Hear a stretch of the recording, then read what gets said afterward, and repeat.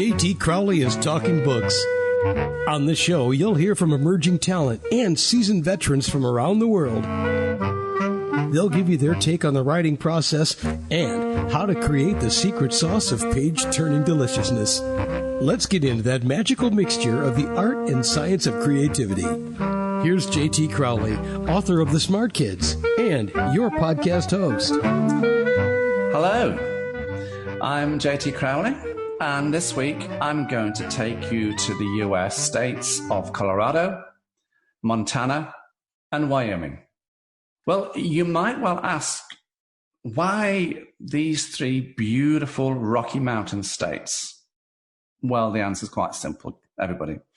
It's because this week's author, Cricket Rohman, has set her 4 novels that make up the Mcallister Brothers series. She's set the stories there. So that's why we're going to Montana, Colorado, and Wyoming. Beautiful states. She refers to them as, well, she's entitled to, because she wrote the books, as romantic Western adventures. In my written introduction, I summarized them as Western cowboy suspense thrillers with a touch of romance. For me, that was coming from a male perspective. So it'll be interesting to see if Cricket agrees with me or not. We'll ask her. And we'll also be talking about another one of her books, a standalone book, which is called Saving Madeleine. That's an endearing story of 2 women reacting and coping with the main character's mother, who has been diagnosed with Alzheimer's. So, enough of my chit-chat and waffle. Let's get down to the point here. Let's invite Cricket onto the show. Cricket, welcome to Talking Books. Well, I'm delighted to be here, and I loved your introduction, especially your redo of the categories. I'm kind of limited in what I can use, but I think I might give the online retailers a call and see if they might make some changes. But I will enjoy the process of asking, and that will be my entertainment for the day. There you go. It's a great pleasure to have you on the show. So I'm going to talk about the Mcallister series first. And everybody, there are 4 books in this series. But Cricket, you grew up in the wilds of Colorado, didn't you? With the mountain lions, the bobcats, the deer, the coyotes, the cattle ranchers, the cowboys on their horses, and the cattle dogs running alongside them. So the location of the books is almost second nature to you. So my question to you is, are these books really a love affair of your past? Well, I hadn't thought of it that way, but yes, they are. And it's hard not to. Well, I love nature. I love animals. I love the outdoors. And I was fortunate enough to grow up surrounded by mountains and all the things you just mentioned. And I guess it is. It's somewhat of a love affair. And I did write that first book, Colorado Takedown, from a log cabin in the mountains. I suspected that. I'm going to come to that. You see, she's quite sneaky, everybody. There's lots of twists and turns in these books. So let's go to the first book, Cricket, Colorado Takedown. Here you introduce us to Trace, and now Trace is the youngest brother in the Mcallister family. And you introduce us to the character Hannah, who's, how shall I say, a bit of a naive city girl, especially for country life. And she's there, she's moved up to Colorado, setting up her own ranch for the first time, having won the lottery, and dreaming of a new life of being an artist and painting. But it doesn't go quite according to plan, does it? Do you want to embroider on this story?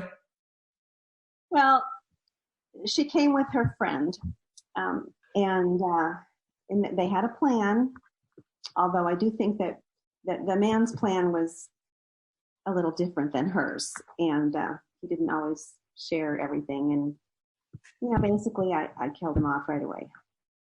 You did.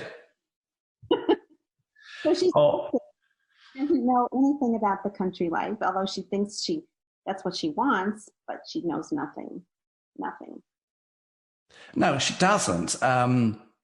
Because in the storyline, yes, she wins the lottery, but there's a scam, isn't there? But who's doing the scamming? Well, now that's part of the mystery. It is. Several scams and twists and turns that are going on there, and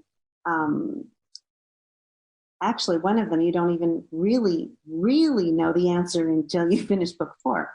But I do wrap each book up, but I leave a couple of questions unanswered, so you just have to go forward. Absolutely. Was it your intention to spice up the storylines, with a bit of on-off romances between the main characters of the books?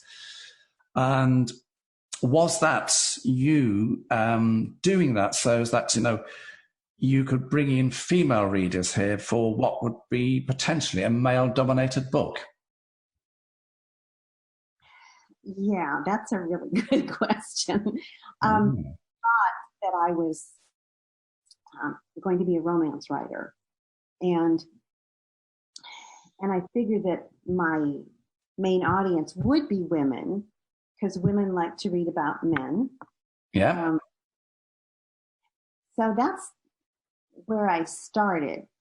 It just, I don't know. I'm an eclectic reader, and I think my writing is very eclectic too, which actually for marketing is a problem for that too. The romance readers just want a way lot more romance, and a lot more heat with their romance, and that's really not me. I like love. I like love, and I like romance, but I don't like graphic romance.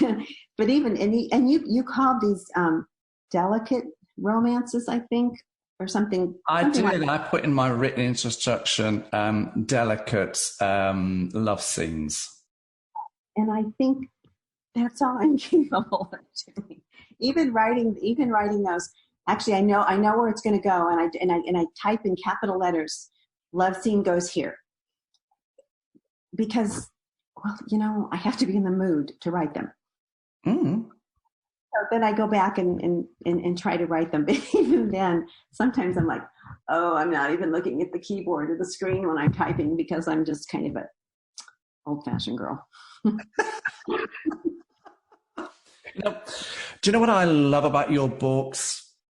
It's the twists, the turns of these books, the unexpected surprises, and especially in the first book, Colorado turned up. Well, I wasn't expecting. Oh, Rick and Rudy, a twin. Was this plot, this storyline of this book, easy for you to write, create, or did you struggle with it? I pretty much struggle with every book. I do a lot of pre-writing.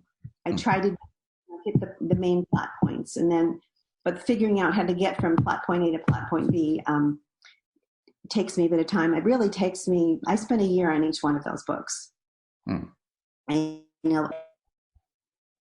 much faster, but I not only, well, maybe I just think too much. I don't know.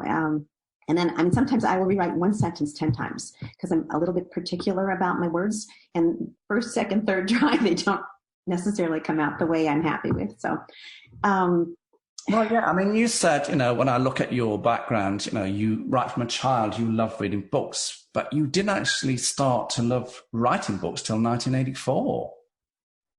That's absolutely right. I had, and I assume that other people have had this experience too. As a child. Me too. Okay. No one taught me how to write. As I recall, teachers would assign a writing assignment. And then you'd write it, and you'd get your paperback full of red marks later. And basically, they just marked spelling and grammar. And no one ever taught me how to write. I learned spelling and grammar pretty well, but not the writing process at all. So to me, writing was a chore. I never got to write what I wanted to write, so I didn't like it. I really. But when I was a teacher, I started writing things for children, which came very naturally. And I was a good teacher, and I wrote 125 8-page emergent readers that helped teachers teach reading to 5 and 6-year-olds. And that was a blessing. I loved doing that. And I said, my mother was an English teacher. So when I wrote my little story, all I would get is "see me" at the bottom in red. See me. Oh. I hated it. And I didn't start writing, until, a couple of years ago. But so I can relate to you there, very much so. I wanted to move swiftly on here, Cricket, if you don't mind. I want to take you to the second book. And this one, of course, is Montana Countdown. And this is where you introduce the older brother, Troy. Now, Troy likes to be a bit of a hero, doesn't he? That's what he sees himself. And then you introduce us to Ivy, the budding novelist. And she's there for a fortnight's adventure at Troy's ranch. And all the break-ins, all the vandalisms going on here. And I'm thinking, I can see that the Mcallister family are rich. And I'm thinking, have they got enemies? Is somebody after their wealth? What wealth? What are they after? And is Ivy and like Hannah in the first book just caught up in this web of the Mcallister brothers? What's the story here? It's definitely a lifestyle and location that neither are used to, really. And of course, Ivy had no intention of going to meet a man. That was just not even. Oh no! But it happened. It was awkward. And Troy, the older brother, he was on the surface. He appeared to be a ladies' man, and he was kind of into fashion. He kind of liked to look cool, but he wanted no part of a relationship. No, he just wanted to womanize and go to the gym in his barn. Yeah.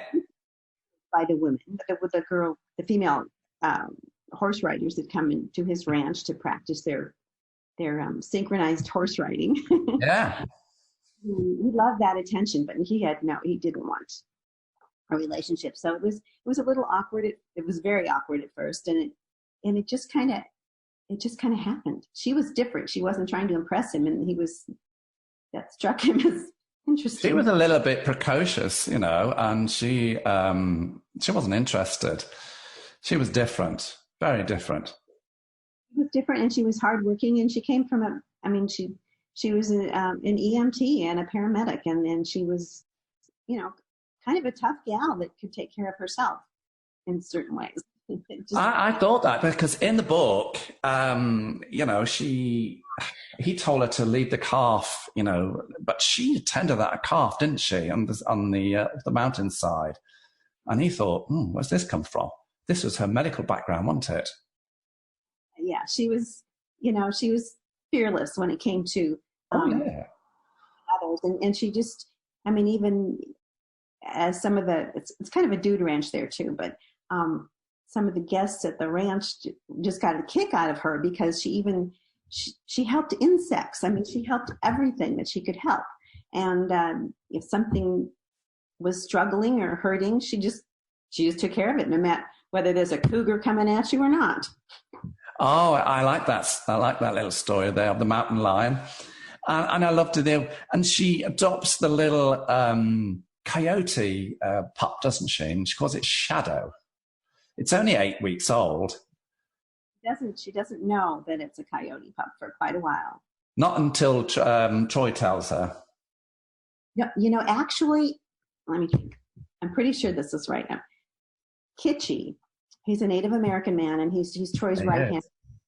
And and has been from day one. He knew right away because he was out in the woods doing his own version of a gym workout. He did it out in the forest. Yeah. And so he saw those coyotes. And Sage is a fascinating character, isn't she, on the reception desk? She seems to know what's going on. Sweetheart. And actually this series has given me so much material. If I ever want to do like a spin-off. One of the other characters, I've got lots to pick from. Oh, you sure have. You sure have. And in all of your books, there's a theme of manipulation. They're tense. The storylines they're real page turners. And again, we see this, in the third book, Wyoming Sundown. And here we see the father Clint setting a challenge, a contest to bring the two sons together because they're like brothers, on and off, and they've not seen each other for a couple of years because they're in different states, different ranches, doing different things. And of course, he sets up this challenge, doesn't he, to go horseback cross racing, across Wyoming. To try and put the two brothers together, of course, which Alice, their mother and Clint's wife, says that's not going to happen. And so do you want to tell us why you set this contest up in this book? Well, this was one of the hardest books I think I ever wrote because I had the premise. I wanted to bring the whole family together. That was the initial idea, to bring the whole family together. And Clint's a tough old guy, and Alice is even tougher. She rules the roost. She does, and she gets even more ornery in book 4. Oh, yes. I wanted to bring the family together. So that was my main goal. And then I came up with a premise that, there'd be the dad would do this dangerous contest for his sons. I'm not sure why, but it gave him he's had a tough time because he's been wheelchair bound for about the last 15 years and he hasn't done much. And this idea of this challenge gave him new energy and he was kind of more like himself. He was excited about this. But my premise was, okay, here's 2 cowboys on horseback each riding alone, one coming from the north, one coming from the south. They're going to meet in the middle in Wyoming in the middle of the winter in snow. So I thought, okay, there's a pretty vague premise. And how do I do dialogue when they're by themselves most of the time? Absolutely. I was thinking, how's she going to do this? Because, no man in his right mind would do that in the middle of winter in Wyoming, would they? No.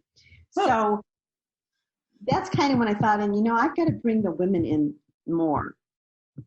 And once I brought the women in, let them, they each had their own point of view chapters and things. Then the story just kind of, then it took off and I couldn't write it fast enough. And no, because Alice has got her own idea about this. And when we look at the book, we're now on book 3, the two Mcallister brothers and their girlfriends, they've moved on from being just friends to a little bit more. And in this book, you actually say they're fiancés. And I think you're hinting at what's coming up in the 4th book, Wild Weddings. And when I see this 4th book, everybody, Alice is a very strong character in this book. And you tend to think, don't you, that Clint's going to be the strong character, but it's really Alice. It's the women who are the strong characters in your books, aren't they? Yes. Yes, you're right about that. It wasn't my initial intention, but as they all grew, everybody grew and became stronger and more with greater purpose, for sure. Yeah. Horses feature very much in all of your books, don't they? You love horses, don't you? I love horses. I can't ride horses. I love horses. My husband, once he retired, he trains horses and he takes care of horses. And but because your husband Jerry has had a huge influence on creating your stories, hasn't he? Because he's consultant in the horsing, the training. He's had a huge effect on your books, hasn't he? A huge impact. He does, because I see him come home. He comes home battered and bruised, like on a daily basis, practically. We just got through having 5 tears in his shoulder fixed because, you know, he's even training older horses that have never been ridden, that have been like wild horses out on the range, and you know, it doesn't always go well. No. They're very often when he's home. He's not, because he does the horse thing and he loves it, so that's great. And then I'm here doing the riding thing, and I love that, so it works well. But I do. When he's here, I run out. I go, honey, what do you call that thing that goes over the nose when you? He's great with that, and he always reads my books before I even send him for a final editing with my editor. So he always reads them and goes, "You sure?" I go, Why not? Why not? You know,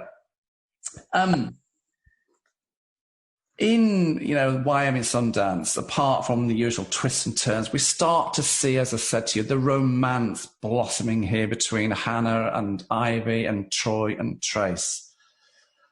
And for, all right, you've got your hardened cowboys, but really they're a bit softies at heart, aren't they? These 2 brothers. And they discovered that they're much better with their women. When will we see your 4th book coming out, Wild Weddings? Wild Weddings. Well, actually, it was just put up for. I tried to do at least a 6-week pre-order for readers, and then I for 99 cents. Oh my gosh, that's just a killer. But that's okay, because I do want people to read the books. So it's up for pre-order on Amazon right now, and I think the release date though isn't until January 12th for getting the books, and I may put the paperback up sooner though. Because I was thinking, are they going to get, are there going to be weddings here? Are they going to get married? You don't actually, you really do tease the reader here. Are they? Aren't they? They might do. Who knows? So book 4 really does pull all of these books together. The family come together. The romances are, moving along here. But I'm not going to give the storyline away here, guys. You're just going to have to read the book to find out, are there weddings? What happens? Isn't that right, Cricket? I appreciate that. It's really, it's hard for me not to, like when I'm writing the blurb that goes on all the sales pages and things, I want to tell them the exciting parts, but if I tell them the really exciting parts, then it's a spoiler alert, I've always learned, the art of writing a good book is getting the readers to turn the pages. And for me, these series of 4 books in, the Mcallister Brothers series does that. I couldn't, when I was reviewing them, I just couldn't put them down. It took me days and days, and I was thinking, just will you tell us what's happening here? And then I had to put that down. And then I realized I was missing things. And so, as you do when you get a good book, I forgot to do this, forgot to do that. So these books, guys, are absolutely tension-filled, thrillers, mystery. It's been a real labor of love actually going through these books, guys. I just can't emphasize that enough. But I want to take you now, Cricket, to your standalone book, if that's okay with you. And this is Saving Madeleine, everybody, to which you describe, and these are your description. It says, This is a contemporary fiction, entertaining, you say, humour, emotion, and an unusual mother-daughter relationship. So I thought, okay, let's have a look. And having had previous chats with you, I think you wrote this book to talk about a character that's living with Alzheimer's and all the devastating cruelty that comes with this debilitating, degrading disease. Because I think you've experienced this yourself, haven't you? And this is why I think you felt compelled to write this story, because you wanted to tell a story about Alzheimer's, but do it in your style, with twists, turns, fillers, and you put the characters in, Roxy, the out-of-work actor, and then Jin, the ex-army veteran who's blind from a wound, an incident that took place in Afghanistan. And you put them all in an apartment to look after the mother, and then you make her disappear. And I'm going, I've got to ask this lady, where did you create this plot from? You're going to share this with us? I'll be happy to share. I'll try to hold it together while I share this with you. But both of my parents had Alzheimer's, both of them. Okay. 10 years older than mom. So it ended to be, it was a lot of years were covered with me learning about and helping them in their situations.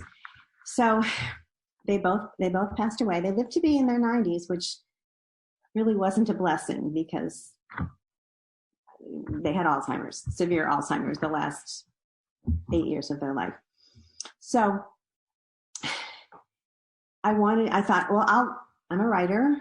I'll write a memoir of that 14-year span, because a lot of very interesting things did happen. And I started plotting it, and I thought, you know what? And I read other books about Alzheimer's some that were sort of fiction or fictionalized a little bit, but most of them were true stories. And they were such downers. I didn't want to write a book that I didn't want to read, and I didn't want to make other people feel bad, which Alzheimer's is a topic that can make you feel pretty bad. Sure.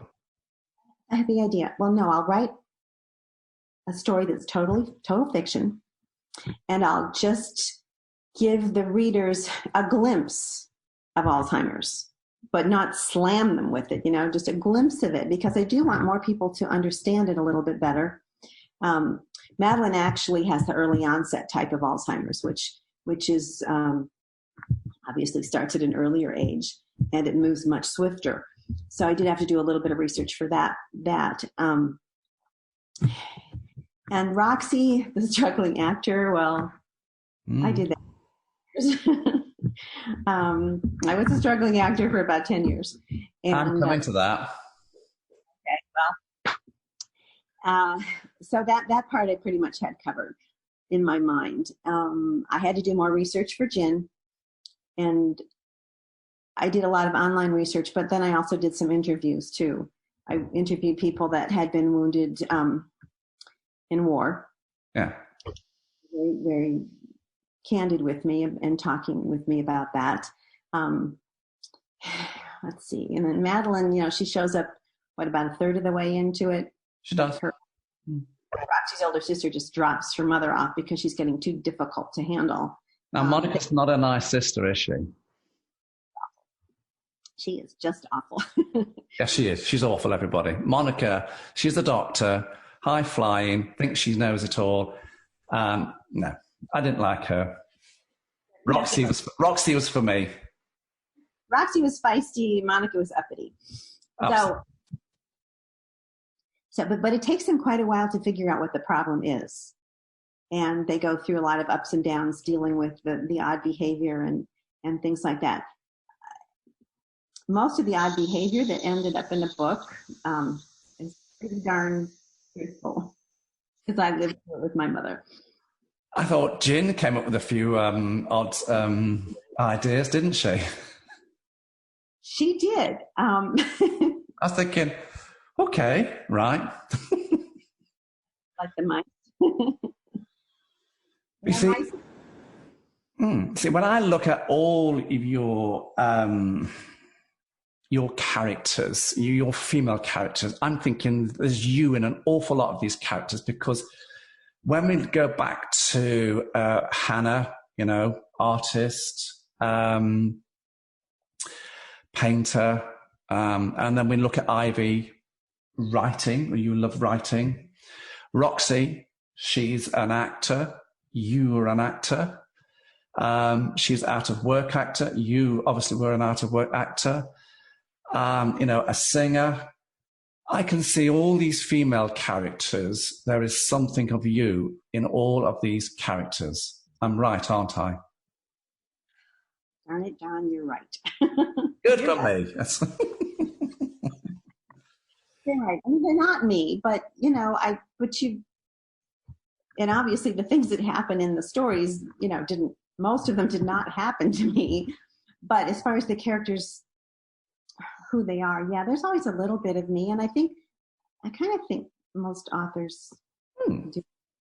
I don't do it intentionally, but those are the ideas that in the background. Yeah, I mean, I have to say, what intrigues me is how you came up with the idea of putting the three women together, of different ages, background, abilities, requiring different things from life. And even, yes, you throw in there's a hint of romance there with an actor, James. There's just a hint, isn't there? There is a hint, and for a while, but it's a very delicate hint, and it really never plays out in the book. But it leaves a few doors open if there were to be a sequel. That would not be a series, but there could be a sequel there. Did you enjoy writing that book? I did enjoy writing the book and coming up with like Gin's German Shepherd that she has to help her. Oh yeah, tonic, gin and tonic. But every now and then I am clever. That gave me joy to come up with the dog's name. I like the dog. The dog's very, very astute. Yeah. And of course, dogs can pick up things that we humans can't. If a person's not feeling okay, the dog can sense it. And Tonic senses things, doesn't he? It's quite a thrilling ending too. When Madeline goes missing, that becomes a big deal. I know, the plastic bag full of certain things. I'm thinking, ooh, Cricket, I have to say, I've thoroughly enjoyed reviewing your books. I've loved the stories.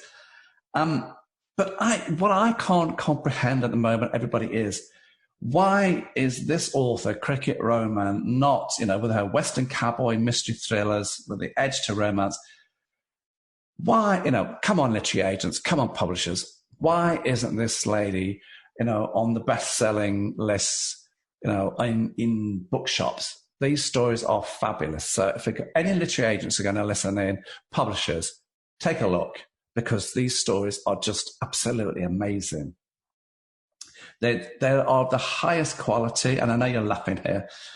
And I have to say, to fellow authors, they are a true labour of love.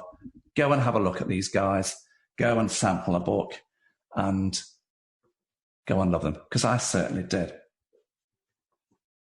So I have to say to everybody, as I said, reviewing Cricket Rohman's Mcallister Brothers series of books and Saving Madeleine was a real labour of love. I've absolutely enjoyed them. So all you avid readers who love books, who love adventure, who love mystery, who love crime, who love tension, who love romance, these books have got the lot.